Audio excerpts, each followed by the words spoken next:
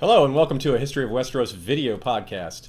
This is the first of what will be many shorter videos, things that we will not put up on iTunes as podcasts because they're too short or just too small, slender of a topic, something that we didn't feel like it deserved a long, drawn-out episode. But we do want to cover some of these fun topics, so this is the way we're going to do it. Some of you have already heard our update video that explains some of these things. If you haven't, I recommend you check it out. It's a short 6-minute video called History of Westeros Update, and it's out there for you. But let's get into today's topic, which is for part one of Games of Westeros. We're going to start with Come Into My Castle, which is a game for noble children where they learn heraldry, courtesy, and enforce things like rivalry and friendships, and it affects who is friends when they're adults. For example, young children that play together often become friends when they're older, or perhaps they don't. So we're going to get into that and some of these relationships that probably had a big impact on the setting in the current times and who is friends with who in modern times. So let's look at some quotes we have about Come Into My Castle to get started. The first one we see is, after that, oddly, Rickon decided he liked the Walders. They never played Lord of the Crossing again, but they played other games, Monsters and Maidens, Rats and Cats, Come Into My Castle, all sorts of things. And we'll talk about some of those other games in other parts, Lord of the Crossing, and etc. This is just about Come Into My Castle. Right. So, and a quote from Arya. She used to play a lot with the soldiers and the wives of soldiers and the children of soldiers. Their wives gave her scones, and she invented names for their babies and played Monsters and Maidens and Hide the Treasure and Come Into My Castle with their children. Fat Tom used to call her Arya Underfoot because he said that's where she always was. She'd like that a lot better than Arya Horseface. That's kind of funny to think about Arya playing with the children of soldiers. That's kind of the kind of character she is. She doesn't like the whole noble lifestyle. She liked playing with the commoners, the people that she had more in common with. Another quote from Arya we have is, Arya knew about the children of the forest, and about the Andals too, but ghosts did not frighten her. She used to hide in the crypts of Winterfell when she was little, and play games of Come Into My Castle and Monsters and Maidens among the stone kings on their thrones. Isn't that just typical Arya? Arya goes to play a children's game in the crypts. That's just so weird. Dark child. Even before she was dark, she was dark. So, and here's another one. She prays with her septa, reads with her cousin Eleanor, sings with her cousin Alla, sews with her cousin Mega. When she's not off hawking with Janna Fossaway and Mary Crane, she's playing Come Into My Castle with that little Bulwer girl. This little Bulwer girl is Alysanne Bulwer, who's 8. And this is the subject of this quote was Marjorie Tyrell. So Marjorie has, of course, a tale of younger women who look up to her because she's the queen to be, and of course because she is kind of a shining example of a noble girl. There's a lot to look up to there. She's a bit ambitious. She's attractive, and she's also ambitious. So these little girls. She's a bit ambitious. She's also ambitious. She is twice ambitious. So more doubly ambitious, in fact. So what we see here is with playing with these younger girls, they're looking up to her, and she's building these relationships that. The little Bulwer girls is a little bit more important than the other girls too. That's true. She's a lady. That's true. She's actually the lady of her castle. So in other words, she runs the place. So she's got more power than Marjorie's cousins. But they're all important, and it all goes to build. She's building her power base. She's building support. She's not even effectively ruling as queen yet, or perhaps ever. We'll have to see how that goes. And so it's building up to a connection in the future of her having a lot of support among her. She's building friendships and building connections and networking, using modern terms. So it's something that Cersei probably didn't do a lot of. She doesn't have a lot of friends. So it's a kind of a contrast there, I'd say. All in all, though, all those quotes are fairly non-risque. They're not sexual at all, and you would think Come Into My Castle is just a normal game. But then we have a bunch of instances where it's used in a very sexual way. Well, hear for yourself. First, we have Tyrion. Tyrion. He hopped down from the dais and grabbed Sansa roughly. "Come, wife. Time to smash her portcullis. I want to play Come Into the Castle." Of course, he didn't end up doing that, as we know, but No. he's not afraid to make jokes. And then followed by this, laden with very creepy innuendo here. Yes. We have Littlefinger and Sansa interacting. We have Littlefinger, "May I come into your castle, my lady?" Sansa was wary. "Don't break it. Be gentle." He smiled. "Winterfell has withstood fiercer enemies than me." Which, yeah. So, we'll get back to Peter Baelish later, Yeah. but you guys didn't need to be told that he was creepy, I'm thinking. Gatehouse Amy. If you're not familiar with her, she is... Amaray Frey. Amaray Frey, that's right. And she gets that nickname because she sleeps around. She's known to have been with a whole bunch of different Everyone's men. been in her gatehouse. That's right. So, here's the term gatehouse being used again in a sexual way.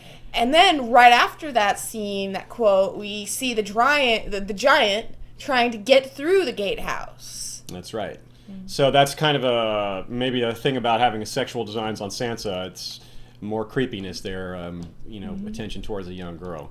So let's talk about what it actually is, though. This quote will tell us a lot.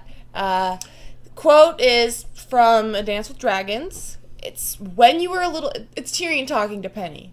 "When you were a little girl, did you ever play Come Into My Castle?" No? Can you teach me? Could he? Tyrion hesitated. Fool of a dwarf. Of course she's never played Come Into My Castle. She never had a castle. Come Into My Castle was a game for highborn children. One meant to teach them courtesy, heraldry, and a thing or two about their Lord Father's friends and foes. That won't... He started. The deck gave another violent heave, slamming the two of them together. I'll show you visually. Penny gave a squeak of fright.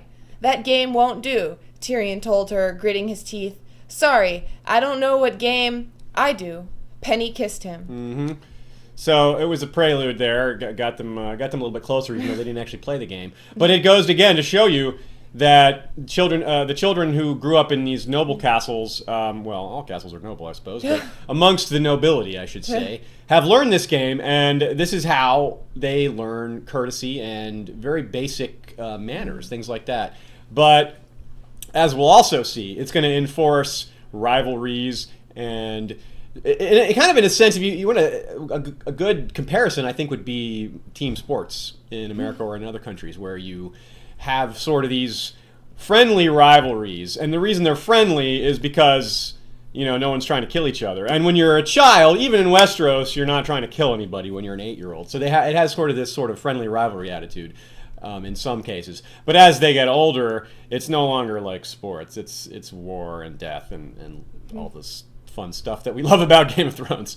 So let's have some fun here. Let's imagine some older characters and think about how they would have done this when they were kids.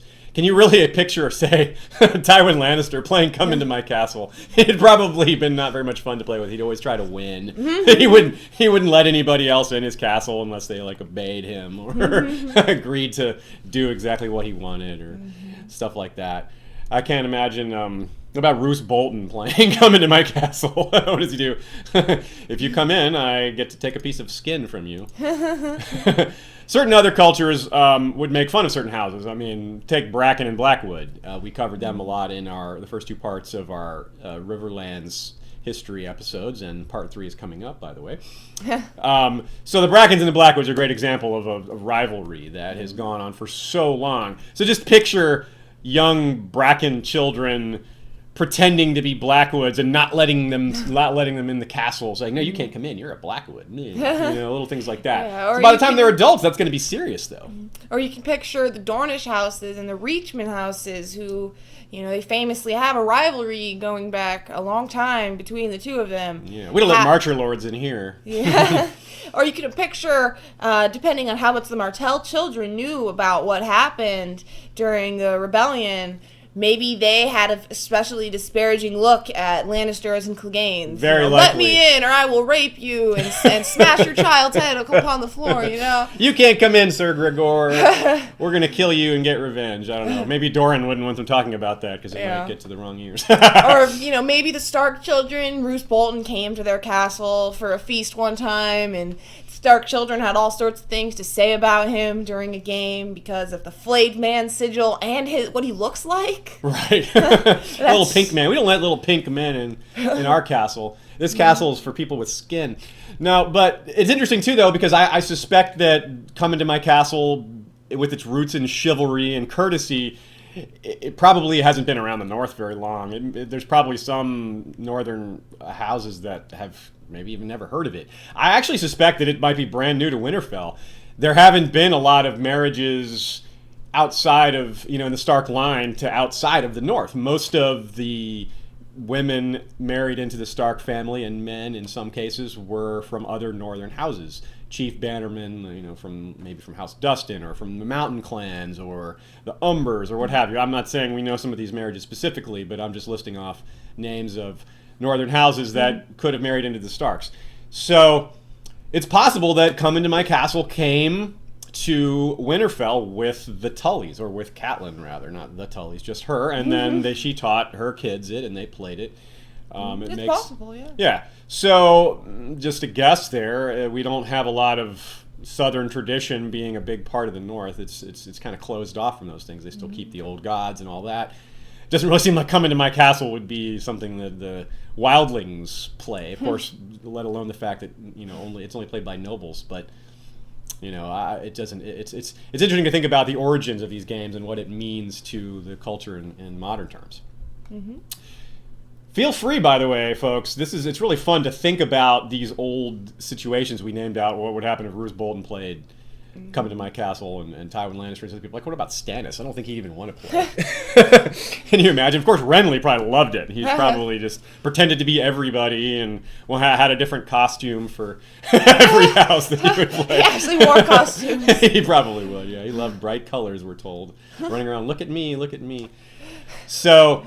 But folks, you should, if you want to, leave some comments for us in the comments thread here. Make some suggestions of your own for some funny pairings. It's just endless, the possibilities.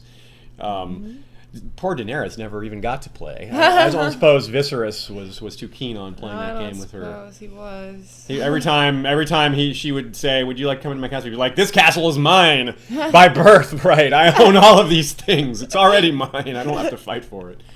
So he's just entitled from the beginning.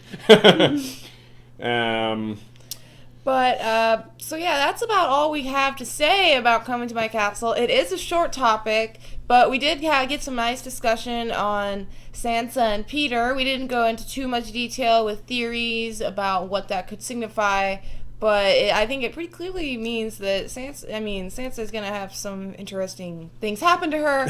Yeah. In the next book, George even said that something happens to Sansa that people will be disappointed in.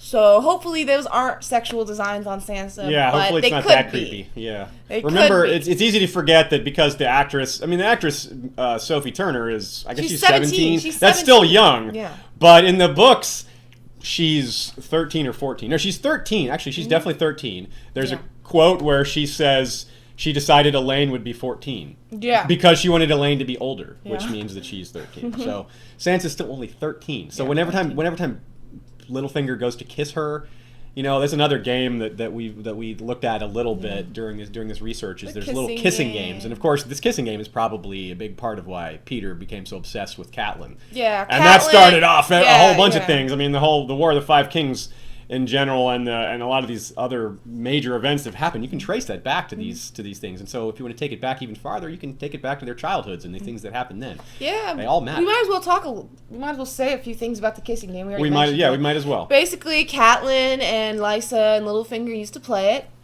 and we find out that Mega and Alla, the two Tyrell cousins that we were just talking about, they also played it. So they practiced their kissing game. It's a kissing game. It's pretty self-explanatory. Cersei could bring that up in Marjorie's trial as evidence that they're fornicators. They play kissing games. Jeez. Also, little Robert Aaron plays it. He likes to play with Elaine. Which is less creepy because he's an 8-year-old. I believe so. Maybe he doesn't play with her, but he likes to play it. I assume he wants to play with her because he's all like trying to nuzzle her breast and all this other stuff. So he's. I just wanted to make sure you were not misreading our notes, which Maybe says that he plays these two games.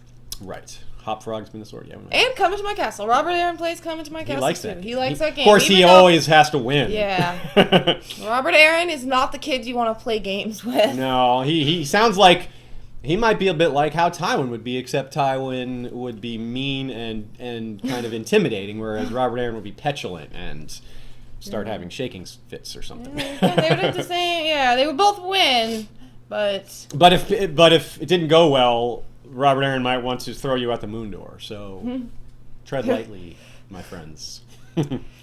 So that's it for folks. Games of Westeros Part 1. We have some nice episodes coming up on Monsters and Maidens and Cyvass. That's a really interesting. Cyvass will be the big one. There's a lot more that deals directly with the plot rather than notions of how the plot was affected in the past and researching little bits of history. Cyvass itself, yes, lots of direct ties into the actual plot as far as notions of dragons and strategy. Basically, every time you see Cyvass, and elephants. Every time you see Cyvass in the books, you should think, what is he trying to tell us here? When we looked at it, it's just I can't wait. We can't wait to tell you that. It'll be fun, but we'll hold off on getting too much. Also, coming up is an episode on Skagos. We're about to record it right now. So, and of course, the Riverlands Part 3. Eventually, that's right. It's coming. It's coming. We swear. We swear. So watch out for that, folks, and thanks for watching. Yeah, we're History of Westeros podcast.